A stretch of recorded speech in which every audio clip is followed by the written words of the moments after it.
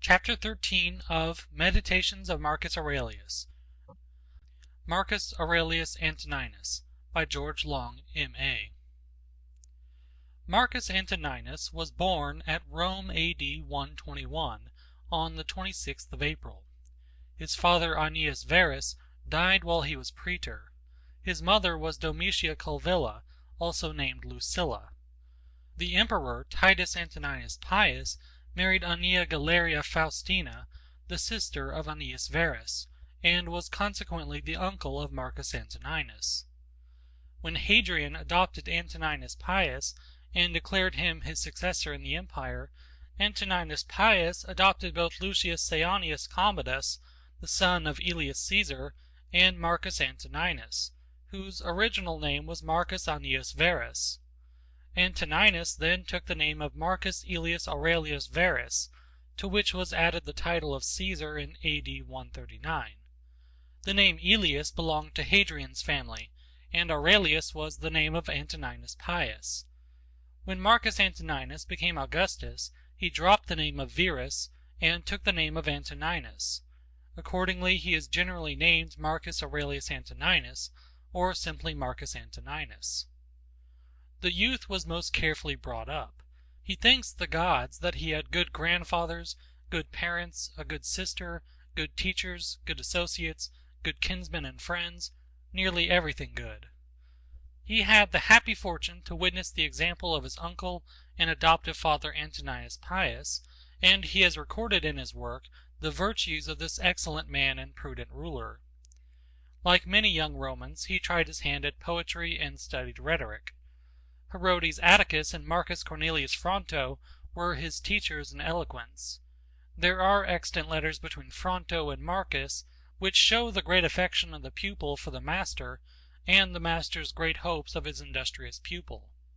Footnote: Marcus Cornelii Frontonis Reliquiae, Berlin, 1816. There are a few letters between Fronto and Antoninus Pius. End footnote. Marcus Antoninus mentions Fronto among those to whom he was indebted for his education. When he was 11 years old, he assumed the dress of philosophers, something plain and coarse, became a hard student, and lived a most laborious, abstemious life, even so far as to injure his health. Finally, he abandoned poetry and rhetoric for philosophy, and he attached himself to the sect of the Stoics. But he did not neglect the study of law, which was a useful preparation for the high place which he was designed to fill. His teacher was Lucius Valesianus Maesianus, a distinguished jurist. We must suppose that he learned the Roman discipline of arms, which was a necessary part of the education of a man who afterwards led his troops to battle against a warlike race. Antoninus has recorded in his first book the names of his teachers and the obligations which he owed to each of them. The way in which he speaks of what he learned from them might seem to savor of vanity or self-praise if we look carelessly at the way in which he has expressed himself, but if anyone draws this conclusion he will be mistaken. Antoninus means to commemorate the merits of his several teachers, what they taught, and what a pupil might learn from them. Besides, this book, like the 11 other books, was for his own use, and if we may trust the note at the end of the first book, it was written during one of Marcus Antoninus's campaigns against the Quadi, at a time when the commemoration of the virtues of his illustrious teachers might remind him of their lessons and the practical uses which he might derive from them. Among his teachers of philosophy was Sextus of Chaeronea, a grandson of Plutarch. What he learned from this excellent man is told by himself. His favorite teacher was Quintus Junius Rusticus, a philosopher and also a man of practical good sense in public affairs. Rusticus was the adviser of Antoninus after he became emperor. Young men who are destined for high places are not often fortunate in those who are about them, their companions and teachers, and I do not know any example of a young prince having had an education which can be compared with that of Marcus Antoninus. Such a body of teachers, distinguished by their acquirements and their character, will hardly be collected again, and as to the pupil, we have not had one like him since. Hadrian died in July, A.D. 138, and was succeeded by Antoninus Pius. Marcus Antoninus married Faustina, his cousin, the daughter of Pius, probably about A.D. 146, for he had a daughter born in 147. He received from his adoptive father the title of Caesar, and was associated with him in the administration of the state. The father and the adopted son lived together in perfect friendship and confidence. Antoninus was a dutiful son, and the Emperor Pius loved and esteemed him. Antoninus Pius died in March A.D. 161. The Senate, it is said, urged Marcus Antoninus to take the sole administration of the empire, but he associated with himself the other adopted son of Pius, Lucius Saeanius Commodus, who is generally called Lucius Verus. Thus Rome, for the first time, had two emperors. Verus was an indolent man of pleasure and unworthy of his station. Antoninus, however, bore with him, and it is said that Verus had enough sense to pay his colleague the respect due to his character. A virtuous emperor and a loose partner lived together in peace, and their alliance was strengthened by Antoninus giving to Verus for wife his daughter Lucilla. The reign of Antoninus was first troubled by a Parthian war, in which Verus was sent to command, but he did nothing, and the success that was obtained by the Romans in Armenia and on the Euphrates and Tigris was due to his generals. This Parthian war ended in A.D. 165. Aurelius and Verus had a triumph, A.D. 166, for the victories in the east. A pestilence followed which carried off great numbers in Rome and Italy, and spread to the west of Europe. The north of Italy was also threatened by the rude people beyond the Alps from the borders of Gallia to the eastern side of the Hadriatic. These barbarians attempted to break into Italy, as the Germanic nations had attempted near 300 years before, and the rest of the life of Antoninus, with some intervals, was employed in driving back the invaders. In 169 Verus suddenly died, and Antoninus administered the state alone. During the German wars, Antoninus resided for 3 years on the Danube at Carnuntum. The Marcomanni were driven out of Pannonia and almost destroyed in their retreat across the Danube, and in A.D. 174 the emperor gained a great victory over the Quadi. In A.D. 175, Avidius Cassius, a brave and skillful Roman commander, who was at the head of the troops in Asia, revolted and declared himself Augustus. But Cassius was assassinated by some of his officers, and so the rebellion came to an end. Antoninus showed his humanity by his treatment of the family and the partisans of Cassius, and his letter to the Senate in which he recommends mercy is extant. Antoninus set out for the east on hearing of Cassius's revolt. Though he appears to have returned to Rome in A.D. 174, he went back to prosecute the war against the Germans, and it is probable that he marched direct to the east from the German war. His wife, Faustina, who accompanied him into Asia, died suddenly at the foot of the Taurus, to the great grief of her husband. Capitolinus, who has written the life of Antoninus, and also Dion Cassius, accused the empress of scandalous infidelity to her husband and of abominable lewdness. But Capitolinus says that Antoninus either knew it not or pretended not to know it. Nothing is so common as such malicious reports in all ages, and the history of imperial Rome is full of them. Antoninus loved his wife, and he says that she was obedient, affectionate, and simple. The same scandal had been spread about Faustina's mother, the wife of Antoninus Pius, and yet he too was perfectly satisfied with his wife.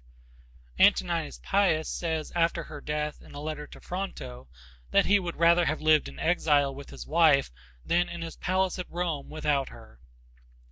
There are not many men who would give their wives a better character than these two emperors. Capitolinus wrote in the time of Diocletian. He may have intended to tell the truth, but he is a poor, feeble biographer. Dion Cassius, the most malignant of historians, always reports, and perhaps he believed, any scandal against anybody. Antoninus continued his journey to Syria and Egypt, and on his return to Italy through Athens, he was initiated into the Eleusinian mysteries. It was the practice of the emperor to conform to the established rites of the age, and to perform religious ceremonies with due solemnity. We cannot conclude from this that he was a superstitious man, though we might perhaps do so if his book did not show that he was not. But this is only one among many instances that a ruler's public acts do not always prove his real opinions. A prudent governor will not roughly oppose even the superstitions of his people, and though he may wish that they were wiser, he will know that he cannot make them so by offending their prejudices. Antoninus and his son Commodus entered Rome in triumph, perhaps for some German victories, on the 23rd of December, A.D. 176. In the following year, Commodus was associated with his father in the empire and took the name of Augustus. This year, A.D. 177, is memorable in ecclesiastical history. Attalus and others were put to death at Lyon for their adherence to the Christian religion. The evidence of this persecution is a letter preserved by Eusebius. The letter is from the Christians of Vienna and Lugdunum in Gallia, Vienne and Lyon, to their Christian brethren in Asia and Phrygia, and it is preserved perhaps nearly entire. It contains a very particular description of the tortures inflicted on the Christians in Gallia, and it states that while the persecution was going on, Attalus, a Christian and a Roman citizen, was loudly demanded by the populace and brought into the amphitheater, but the governor ordered him to be reserved with the rest who were in prison, until he had received instructions from the emperor. Many had been tortured before the governor thought of applying to Antoninus. The imperial rescript, says the letter, was that the Christians should be punished, but if they would deny their faith they must be released. On this the work began again. The Christians who were Roman citizens were beheaded, the rest exposed to the wild beasts in the amphitheater. Some modern writers in ecclesiastical history, when they use this letter, say nothing of the wonderful stories of the martyrs' sufferings. Sanctus, as the letter says, was burnt with plates of hot iron, till his body was one sore, and he had lost all human form, but on being put to the rack, he recovered his former appearance under the torture, which was thus a cure instead of a punishment. He was afterwards torn by beasts, and placed on an iron chair and roasted. He died at last. The letter is one piece of evidence. The writer, whoever he was that wrote in the name of the Gallic Christians, is our evidence both for the ordinary and the extraordinary circumstances of the story, and we cannot accept his evidence for one part and reject the other. We often receive small evidence as a proof of a thing which we believe to be within the limits of probability or possibility, and we reject exactly the same evidence when the thing to which it refers appears very improbable or impossible. But this is a false method of inquiry, though it is followed by some modern writers, who select what they like from a story and reject the rest of the evidence, or if they do not reject it, they dishonestly suppress it. A man can only act consistently by accepting all this letter or rejecting it all, and we cannot blame him for either. But he who rejects it may still admit that such a letter may be founded on real facts, and he would make this admission as the most probable way of accounting for the existence of the letter. But if, as he would suppose, the writer has stated some things falsely, he cannot tell what part of his story is worthy of credit. The war on the northern frontier appears to have been uninterrupted during the visit of Antoninus to the east, and on his return the emperor again left Rome to oppose the barbarians. The Germanic people were defeated in a great battle, A.D. 179. During this campaign the emperor was seized with some contagious malady, of which he died in the camp at Sirmium, Mitrovitz, on the Sava in Lower Pannonia, but at Vindobona, Vienna, according to other authorities, on the 17th March, A.D. 180, in the 59th year of his age. His son Commodus was with him. The body or the ashes probably of the emperor were carried to Rome, and he received the honor of deification. Those who could afford it had his statue or bust, and when Capitolinus wrote, many people still had statues of Antoninus among the Dei Penates, or household deities. He was in a manner made a saint.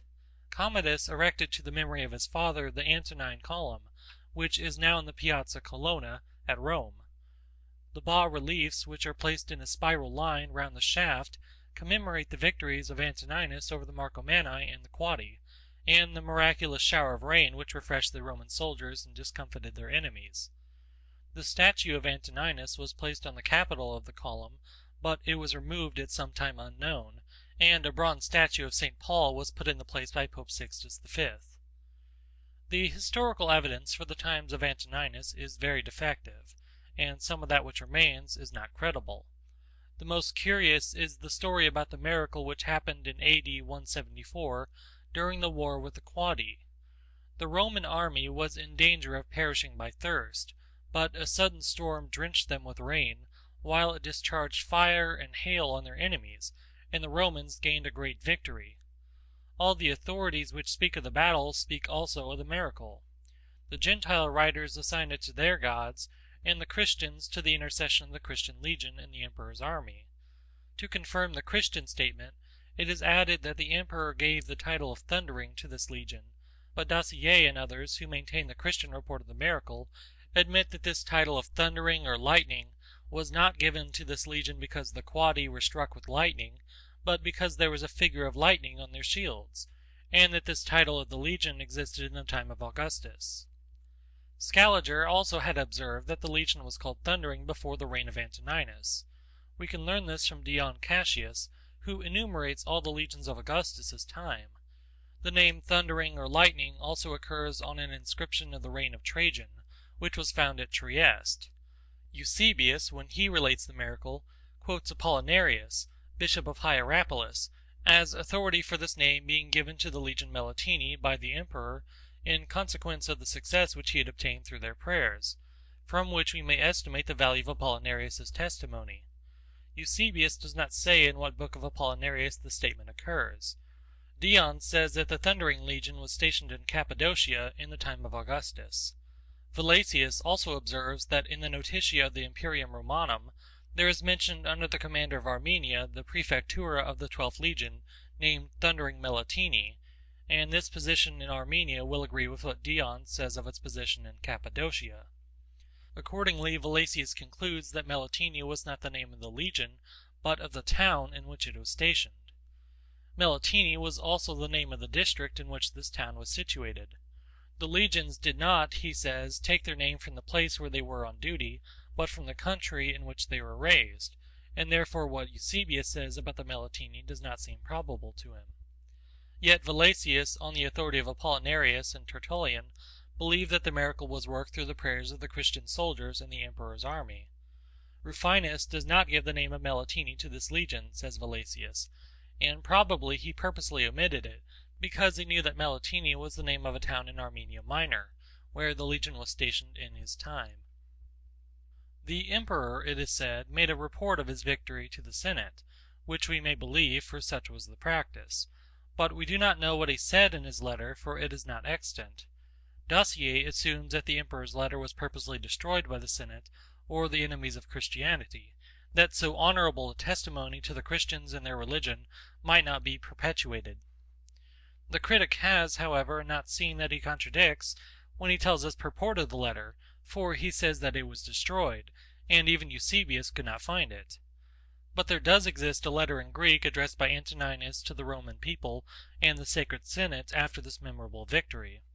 It is sometimes printed after Justin's first apology, but is totally unconnected with the apologies. This letter is one of the most stupid forgeries of the many which exist, and it cannot be possibly founded even on the genuine report of Antoninus to the Senate. If it were genuine, it would free the emperor from the charge of persecuting men because they were Christians. For he says in this false letter that if a man accuse another only of being a Christian, and the accused confess and there is nothing else against him, he must be set free. With this monstrous addition, made by a man inconceivably ignorant, that the informer must be burnt alive. During the time of Antoninus Pius and Marcus Antoninus, there appeared the first apology of Justinus, and under Marcus Antoninus the oration of Tatian against the Greeks, which was a fierce attack on the established religions. The address of Athenagoras to Marcus Antoninus on behalf of the Christians, and the apology of Melito, bishop of Sardes, also addressed to the emperor, and that of Apollinarius. The first apology of Justinus is addressed to Titus Antoninus Pius, and his two adopted sons, Marcus Antoninus and Lucius Verus, but we do not know whether they read it. Footnote: Arrosius says that Justinus the philosopher presented to Antoninus Pius his work in defense of the Christian religion, and made him merciful to the Christians. End footnote. The second apology of Justinus is entitled To the Roman Senate, but this superscription is from some copyist. In the first chapter, Justinus addresses the Romans. In the second chapter, he speaks of an affair that had recently happened in the time of Marcus Antoninus and Lucius Verus, as it seems, and he also directly addresses the emperor, saying of a certain woman, quote, "She addressed a petition to thee, the emperor, and thou didst grant the petition." Unquote. In other passages, the writer addresses the two emperors, from which we must conclude that the apology was directed to them. Eusebius states that the second apology was addressed to the successor of Antoninus Pius, and he names him Antoninus Verus, meaning Marcus Antoninus. In one passage of the second apology, Justinus, or the writer, whoever he may be, says that even men who followed the Stoic doctrines, when they ordered their lives according to ethical reason, were hated and murdered, such as Heraclitus, Musonius in his own times, and others. For all those who in any way labored to live according to reason and avoided wickedness were always hated, and this was the effect of the work of demons. Justinus himself is said to have been put to death at Rome because he refused to sacrifice to the gods. It cannot have been in the reign of Hadrian, as one authority states, nor in the time of Antoninus Pius, if the second apology was written in the time of Marcus Antoninus, and there is evidence that this event took place under Marcus Antoninus and Lucius Verus, when Rusticus was prefect of the city. The persecution in which Polycarp suffered at Smyrna belongs to the time of Marcus Antoninus. The evidence for it is the letter of the church of Smyrna to the churches of Philomelium and the other Christian churches, and it is preserved by Eusebius. But the critics do not agree about the time of Polycarp's death, differing in the two extremes to the amount of 12 years. The circumstances of Polycarp's martyrdom were accompanied by miracles, one of which Eusebius has omitted, but it appears in the oldest Latin version of the letter, which Ussher published, and it is supposed that this version was made not long after the time of Eusebius. The notice at the end of the letter states that it was transcribed by Caius, from the copy of Irenaeus, the disciple of Polycarp, then transcribed by Socrates at Corinth, quote, "After which I, Paeanius, again wrote it out from the copy above mentioned, having searched it out by the revelation of Polycarp, who directed it to me, etc." Unquote. The story of Polycarp's martyrdom is embellished with miraculous circumstances which some modern writers on ecclesiastical history take the liberty of omitting. Footnote: Conyers Middleton, An Inquiry into the Miraculous Powers, etc., page 126. Middleton says that Eusebius omitted to mention the dove which flew out of Polycarp's body, and Dodwell and Archbishop Wake have done the same. Wake says, "I am so little a friend to such miracles that I thought it better with Eusebius to omit that circumstance than to mention it from Bishop Ussher's manuscript," unquote. Which manuscript, however, says Middleton, he afterwards declares to be so well attested that we need not any further assurance of the truth of it. End footnote. In order to form a proper notion of the condition of the Christians under Marcus Antoninus, we must go back to Trajan's time. When the younger Pliny was governor of Bithynia, the Christians were numerous in those parts, and the worshippers of the old religion were falling off. The temples were deserted, the festivals neglected, and there were no purchasers of victims for sacrifice. Those who were interested in the maintenance of the old religion thus found that their profits were in danger. Christians of both sexes and of all ages were brought before the governor, who did not know what to do with them. He could come to no other conclusion than this, that those who confessed to be Christians and persevered in their religion ought to be punished, if for nothing else for their invincible obstinacy. He found no crimes proved against the Christians, and he could only characterize their religion as a depraved and extravagant superstition, which might be stopped if the people were allowed the opportunity of recanting. Pliny wrote this in a letter to Trajan. Footnote: The Martyrium Ignatii, first published in Latin by Archbishop Ussher, is the chief evidence for the circumstances of Ignatius's death. End footnote. In the time of Hadrian, it was no longer possible for the Roman government to overlook the great increase of the Christians and the hostility of the common sort to them. If the governors in the provinces were willing to let them alone, they could not resist the fanaticism of the heathen community, who looked on the Christians as atheists. The Jews, too, who were settled all over the Roman Empire, were as hostile to the Christians as the Gentiles were. Footnote: we have the evidence of Justinus to this effect. Quote, "The Christians are attacked by the Jews as if they were men of a different race, and are persecuted by the Greeks, and those who hate them cannot give the reason of their enmity." Unquote. End footnote. With the time of Hadrian began the Christian apologies, which show plainly what the popular feeling towards the Christians then was. A rescript of Hadrian to Minucius Fundanus, the proconsul of Asia, which stands at the end of Justin's first apology, instructs the governor that innocent people must not be troubled, and false accusers must not be allowed to extort money from them. The charges against the Christians must be made in due form, and no attention must be paid to popular clamors. When Christians were regularly prosecuted and convicted of illegal acts, they must be punished according to their deserts, and false accusers also must be punished. Footnote: and in Eusebius, Orosius says that Hadrian sent this rescript to Minucius Fundanus, proconsul of Asia, after being instructed in books written on the Christian religion by Quadratus, a disciple of the apostles, and Aristides, an Athenian, an honest and wise man, and Cyrenus Grynæus. In the Greek text of Hadrian's rescript there is mentioned Cyrenus Grynæus, the predecessor of Minucius Fundanus, in the government of Asia. This rescript of Hadrian has clearly been added to the apology by some editor. End footnote. Antoninus Pius is said to have published rescripts to the same effect. The terms of Hadrian's rescript seem very favorable to the Christians, but if we understand it in this sense, that they are only to be punished like other people for illegal acts, it would have no meaning, for that could have been done without asking the emperor's advice. The real purpose of the rescript is that Christians must be punished if they persisted in their belief, and would not prove their renunciation of it by acknowledging the heathen religion. This was Trajan's rule, and we have no reason for supposing that Hadrian granted more to the Christians than Trajan did.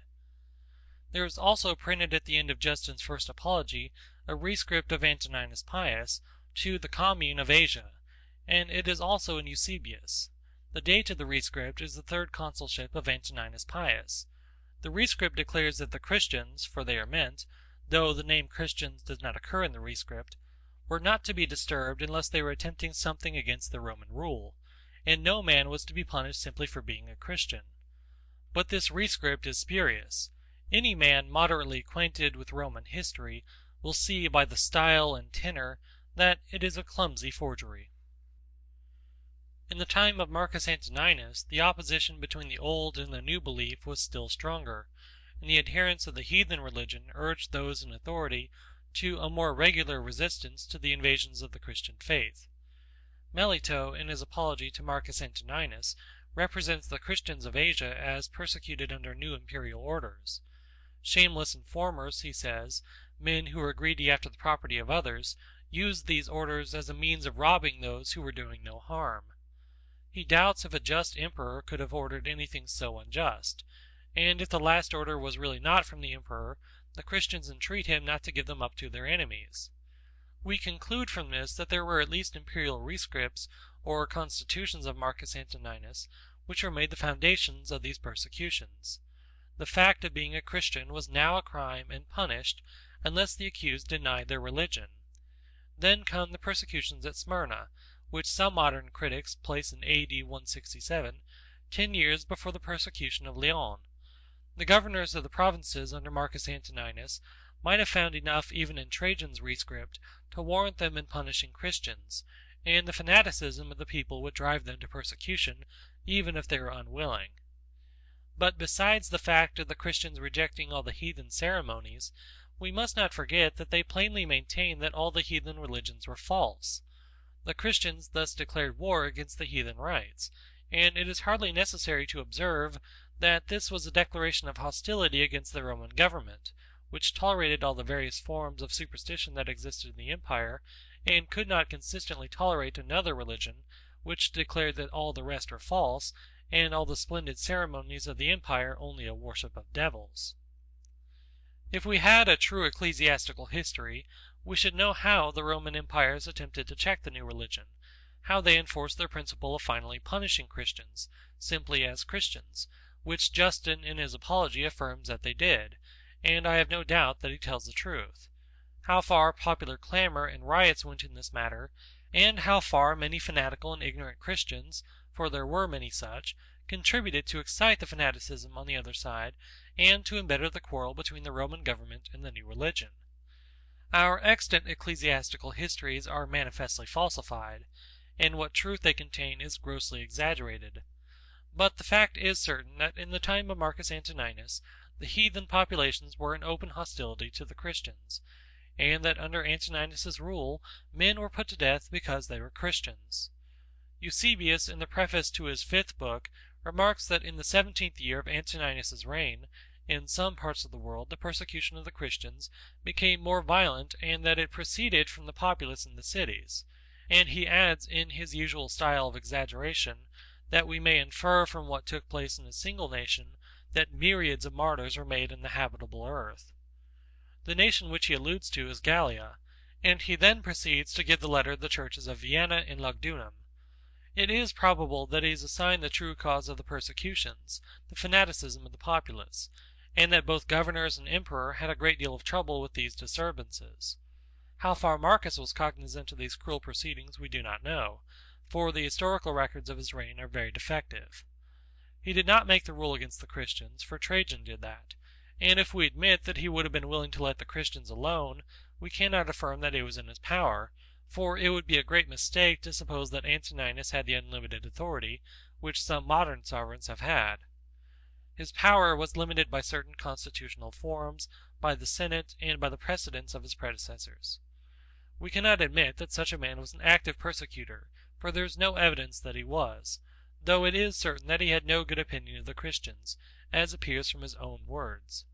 Footnote: except that of Orosius, who says that during the Parthian War there were grievous persecutions of the Christians in Asia and Gallia under the orders of Marcus, praecepto eius, and, quote, many were crowned with the martyrdom of saints, unquote.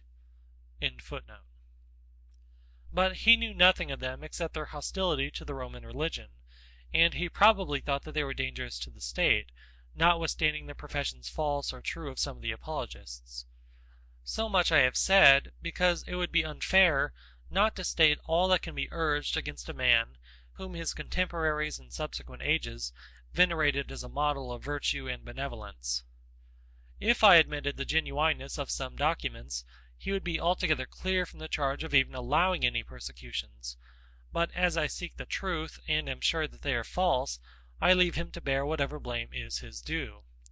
Footnote: Dr. F.C. Bauer, in his work entitled Das Christentum und die Christliche Kirche der drei ersten Jahrhunderte, etc., has examined this question with great good sense and fairness, and I believe he has stated the truth as near as our authorities enable us to reach it. End footnote. I add that it is quite certain that Antoninus did not derive any of his ethical principles from a religion of which he knew nothing.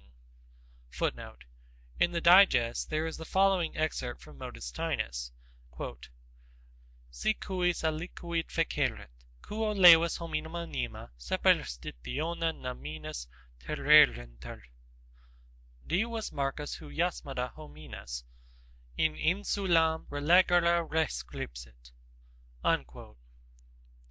There is no doubt that the emperor's reflections, or his meditations, as they are generally named, is a genuine work. In the first book he speaks of himself, his family, and his teachers, and in other books he mentions himself. Suidas notices a work of Antoninus in 12 books, which he names the conduct of his own life, and he cites the book under several words in his dictionary, giving the emperor's name but not the title of the work. There are also passages cited by Suidas from Antoninus without mention of the emperor's name. The true title of the work is unknown. Xylander, who published the first edition of this book with a Latin version, used a manuscript, which contained the 12 books, but it is not known where the manuscript is now. The only other complete manuscript which is known to exist is in the Vatican Library, but it has no titles and no inscriptions of the several books. The 11th only has the inscription marked with an asterisk. The other Vatican manuscripts and the 3 Florentine contain only excerpts from the emperor's book. All the titles of the excerpts nearly agree with that which Xylander prefixed to his edition. This title has been used by all subsequent editors. We cannot tell whether Antoninus divided his work into books or somebody else did it. If the inscriptions at the end of the first and second books are genuine, he may have made the division himself. It is plain that the emperor wrote down his thoughts or reflections as the occasions arose, and since they were intended for his own use, it is no improbable conjecture that he left a complete copy behind him, written with his own hand, for it is not likely that so diligent a man would use the labor of a transcriber for such a purpose, and expose his most secret thoughts to any other eye. He may have also intended the book for his son Eusebius Commodus, who, however, had no taste for his father's philosophy. Some careful hand preserved the precious volume, and a work by Antoninus is mentioned by other late writers besides Suidas. Many critics have labored on the text of Antoninus. The most complete edition is that by Thomas Gadaker, 1652, quarto. The second edition of Gadaker was superintended by George Stanhope, 1697, quarto. There is also an edition of 1704. Gadaker made and suggested many good corrections, and he also made a new Latin version, which is not a very good specimen of Latin, but it generally expresses the sense of the original, and often better than some of the more recent translations. He added in the margin opposite to each paragraph references to the other parallel passages, and he wrote a commentary, one of the most complete that has been written on any ancient author. This commentary contains the editor's exposition of the more difficult passages, and quotations from all the Greek and Roman writers for the illustration of the text. It is a wonderful monument of learning and labor, and certainly no Englishman has yet done anything like it. At the end of his preface, the editor says that he wrote it at Rotherhithe, near London, in a severe winter, when he was in the 78th year of his age, 1651, a time when Milton, Selden, and other great men of the Commonwealth time were living, and the great French scholar Salmasius, with whom Gadaker corresponded and received help from him for his edition of Antoninus. The Greek text has also been edited by J. M. Schultz, Leipzig, 1802, 8 volumes, and by the learned Greek Athamontinus Corre, Paris, 1816, 8 volumes. The text of Schultz was republished by Tauchnitz, 1821. There are English, German, French, Italian, and Spanish translations of Marcus Antoninus, and there may be others. I have not seen all the English translations. There is one by Jeremy Collier, 1702, 8 volumes, a most coarse and vulgar copy of the original. The latest French translation by Alexis Pierron, in the collection of Charpentier, is better than Dassier's, which has been honored with an Italian version, Udine, 1772. There is an Italian version, 1675, which I have not seen. It is by a cardinal. Quote, "A man illustrious in the Church, the Cardinal Francis Barberini the Elder, nephew of Pope Urban VII, occupied the last years of his life in translating into his native language the thoughts of the Roman Emperor, in order to diffuse among the faithful the fertilizing and vivifying seeds. He dedicated this translation to his soul, to make it, as he says in his energetic style, redder than is purple at the sight of the virtues of this Gentile." Unquote. I have made this translation at intervals after having used the book for many years. It is made from the Greek, but I have not always followed one text, and I have occasionally compared other versions with my own. I made this translation for my own use, because I found that it was worth the labor, but it may be useful to others also, and therefore I determined to print it. As the original is sometimes very difficult to understand, and still more difficult to translate, it is not possible that I have always avoided error. But I believe that I have not often missed the meaning, and those who will take the trouble to compare the translation with the original should not hastily conclude that I am wrong, if they do not agree with me. Some passages do give the meaning, though at first sight they may not appear to do so, and when I differ from the translators, I think in some places they are wrong, and in other places I am sure that they are. I have placed in some passages a plus sign, which indicates corruption in the text or great uncertainty in the meaning. I could have made the language more easy and flowing, but I have preferred a ruder style as being better suited to express the character of the original, and sometimes the obscurity which may appear in the version is a fair copy of the obscurity of the Greek. If I have not given the best words for the Greek, I have done the best that I could, and in the next text I have always given the same translation of the same word. The last reflection of the Stoic philosophy that I have observed is in Simplicius's Commentary of the Enchiridion of Epictetus. Simplicius was not a Christian, and such a man was not likely to be converted at a time when Christianity was grossly corrupted. But he was a really religious man, and he includes his commentary with a prayer to the deity, which no Christian could improve. From the time of Zeno to Simplicius, a period of about 900 years, the Stoic philosophy formed the characters of some of the best and greatest men. Finally it became extinct, and we hear no more of it till the revival of letters in Italy. Angelo Poliziano met with two very inaccurate and incomplete manuscripts of Epictetus's Enchiridion, which he translated into Latin and dedicated to his great patron Lorenzo de' Medici, in whose collection he had found the book. Poliziano's version was printed in the first Ball edition of the Enchiridion, A.D. 1531, Apud Andream Curtandrum. Poliziano recommends the Enchiridion to Lorenzo as a work well suited to his temper, and useful in the difficulties by which he was surrounded.